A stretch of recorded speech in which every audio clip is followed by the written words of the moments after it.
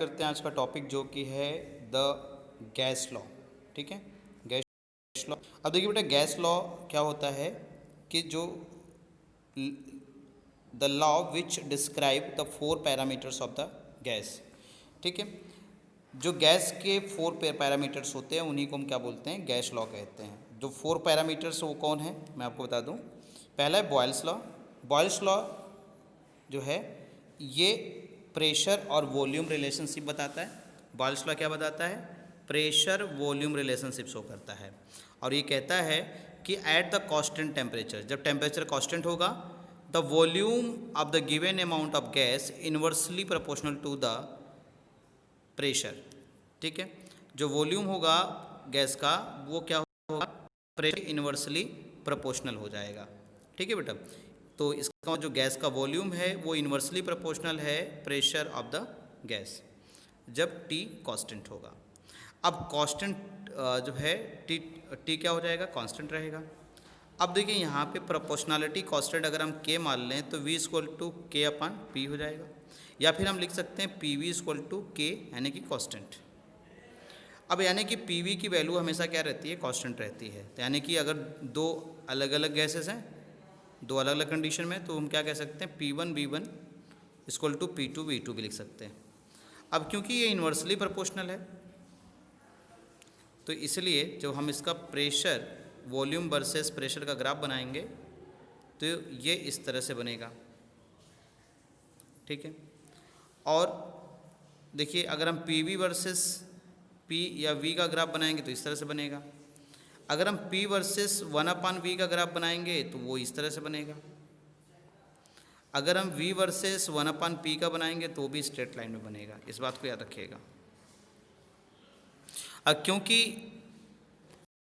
जो ग्राफ होता है ये कांस्टेंट टेम्परेचर पे बनाया जाता है, इसलिए इसको आइसोथर्मल भी कहते हैं। क्या बोलते हैं, आइसोथर्मल, आइसोथर्म भी कहते हैं। अब देखिए दूसरा है चार्ल्स लॉ। चार्ल्स लॉ क्या बताता है, वॉल्यूम और टेम्परेचर रिलेशनशिप बताता है। वॉल्यूम और टेम्परेचर रिलेशनशिप को बताता है। अब कहता है क्या है कि एट कांस्टेंट प्रेशर, इसमें प्रेशर कांस्टेंट होता है। कहता है जब प्रेशर को कांस्टेंट रखेंगे तो the volume of the gas is directly proportional to the absolute temperature. तो वॉल्यूम जो गैस की होती है वो टेम्परेचर के डायरेक्टली प्रोपोर्शनल हो जाती है जब प्रेशर कांस्टेंट होता है। और अगर प्रेशर कांस्टेंट है तो हम उसको आइसोबार कहते हैं, और टेम्परेचर कांस्टेंट है सो आइसोथर्म। तो अब देखिए बेटा यहाँ पे क्या कह रहा है, प्रेशर कांस्टेंट है तो आइसोबार कह देंगे। तो ये जो ग्राफ बनेगा इसका, ये लाइन जो दिख रही है आपको, आइसोबार। ठीक है,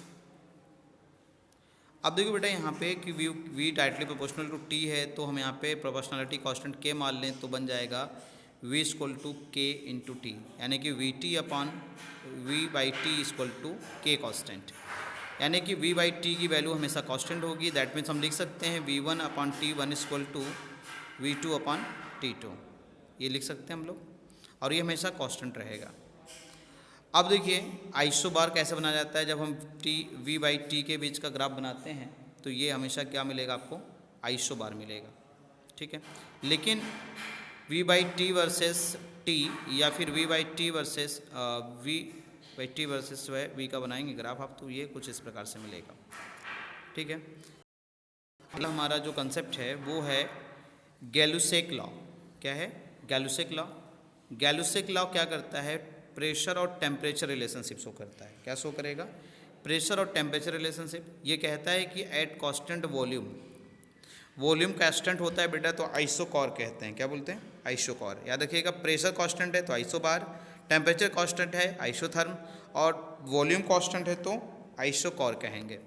तो इसका वॉल्यूम कांस्टेंट रहेगा तो प्रेशर जो होता है गैस का वो डायरेक्टली प्रोपोर्शनल हो जाता है किसके, टेम्परेचर के। तो ये देखिए जब वॉल्यूम कांस्टेंट रहेगा तो प्रेशर क्या हो जाएगा, वॉल्यूम टेम्परेचर का डायरेक्टली प्रोपोर्शनल हो जाता है। प्रोपोर्शनलिटी कांस्टेंट अगर K मान लें तो P equal to K into T हो जाएगा। और P हम ऐसे भी लिख सकते हैं, T को इस साइड में लेकर चले आएँ तो क्या हो जाएगा, P/T equal to K constant, यानी कि P/T की वैल्यू कांस्टेंट होती है।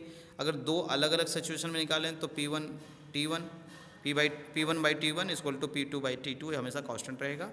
और इसका जो ये ग्राफ दिखाई दे रहा है इसको क्या बोलते हैं, आइसोकॉर कहते हैं।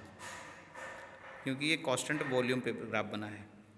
अब आता है आपका अवोगाड्रो लॉ, फोर्थ लॉ है अवोगाड्रो लॉ।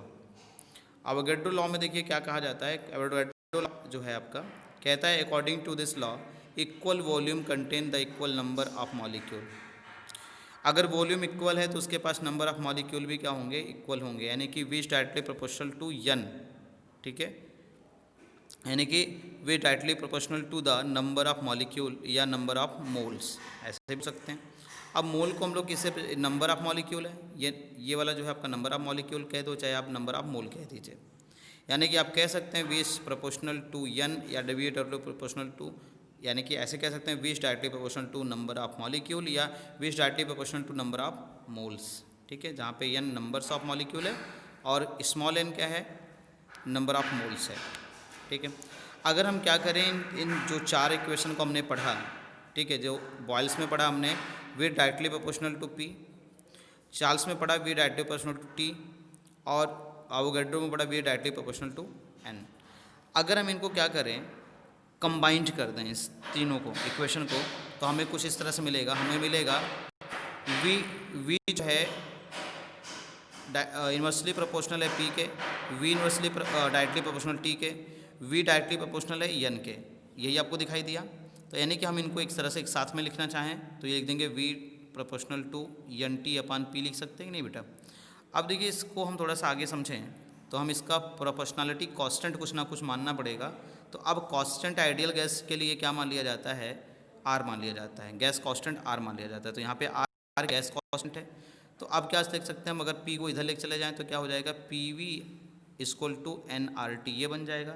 इसी को हम लोग बोलते हैं आइडियल गैस इक्वेशन, क्या बोलते हैं, आइडियल गैस इक्वेशन, ये आपका आइडियल गैस इक्वेशन है। अब देखिए अगर r की वैल्यू निकालनी है तो r क्या हो जाएगा, pv बाई nt हो जाएगा, ये हमेशा एक कांस्टेंट होता है, क्या होता है, एक कांस्टेंट है। तो आप ऐसे भी कह सकते हैं कि p2 v2 upon n2 t2 equal to p1 v1 upon n1 t1। r क्या है, यूनिवर्सल गैस कांस्टेंट है बेटा, ठीक है। और r जो होता है नेचर ऑफ r, ठीक है, r जो होता है pressure into volume upon temperature into मोल होता है। इसकी यूनिट हो जाएगी आपका जो है लीटर इंटू, ठीक है, क्योंकि वॉल्यूम है तो लीटर हो गया, प्रेशर है तो एटीएम हो गया, टेम्परेचर है तो पर केल्विन हो गया, मोल है तो मोल इनवर्स हो गया, ये इसकी यूनिट बन जाएगी, ठीक है। कह रहा है it depend upon the unit measurement. देखिए जब भी आर की वैल्यू आपको रखनी है ना तो इस आर की कई वैल्यू होती हैं, डिपेंड करता है कि जो मेजरमेंट है वो है क्या। अगर किसी क्वेश्चन में वॉल्यूम लीटर में और प्रेशर एटीएम में दिया हुआ है तो आप क्या कर सकते हैं, आर की वैल्यू 0.0821 लिख सकते हैं। लेकिन अगर आपका जो जूल में वैल्यू कोई एनर्जी वगैरह जूल में दे रहा है, ठीक है, या न्यूटन मीटर की बात कर रहा है तो वहाँ पे आप 8.31 लिख सकते हैं। अगर कहीं पे जो है आपका ई आर जी पर केल्विन पर मोल इनवर्स में दे रहा है तो आप ये रख सकते हैं, इसमें भी रख सकते हैं। लेकिन कैलोरी में अगर जूल में दे रहा है तब तो ये रख सकते हैं आप, ठीक है। लेकिन जो है कैलोरी में अर्ग में दे रहा है तो आप ये रख सकते हैं। लेकिन अगर जूल और अर्ग में ये वाला रखिए और कैलोरी में दिया तो सीधा 2 रख दीजिए आर की वैल्यू, ठीक है बेटा, तो ये आप रख सकते हैं। अब कोई भी सिस्टम कितना वर्क करता है तो R equal to P by P V upon N T, ये जो होता है आपका, तो P की जगह आप क्या रख दीजिए, F अपॉन ए लिख सकते हैं आप, और V तो है ही आपका, तो ये हो जाएगा F अपॉन ए, इसकी यूनिट होती है न्यूटन, और V क्या होता है, वॉल्यूम से रिलेटेड है, तो V N into M upon mole, ये मोल है, और इसकी यूनिट क्या होती है, केल्विन, आप यहाँ लिख सकते हैं। तो ये हो जाएगा आपका, आप इसको सॉल्व कर लीजिए बेटा, इसकी यूनिट रखेंगे आप तो F की हो जाएगी न्यूटन, फोर्स का न्यूटन हो गया, ये का क्या हो गया मीटर स्क्वायर, इनटू वॉल्यूम का क्या हो गया मीटर क्यूब, ये देखिए कैंसिल हो जाएंगे ये दोनों, बचेगा क्या, केवल मीटर, तो ये देखिए यहाँ पे इसलिए ऐसे आ गया। और एन की यूनिट क्या होती है, मोल की यूनिट मोल होती है, और टेम्परेचर का केल्विन होता है। तो आप कह सकते हैं कि आर की यूनिट क्या हो गई, जो है N into M mole inverse kelvin inverse, ये लिख सकते हैं, ठीक है। अब देखिए ये जो एन इंटू एम है ये किसकी है, वर्क डन की यूनिट होती है, वर्क की यूनिट होती है N into M, newton metre, ये वर्क डन की होती है। और इसका मतलब इसमें इतना वर्क डन की यूनिट है, इतना जो है क्या है, मोल इनवर्स केल्विन इनवर्स हो जाएगा। ठीक है बेटा।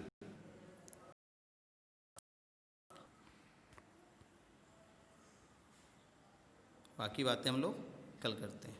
तो आपका यहाँ तक आइडियल इक्वेशन मैंने बता दिया, यहाँ पे यूनिट कौन सी रखनी है ये सब बता दिया बेटा। ठीक है, कोई डाउट हो तो आप पूछ सकते हैं। Best of luck.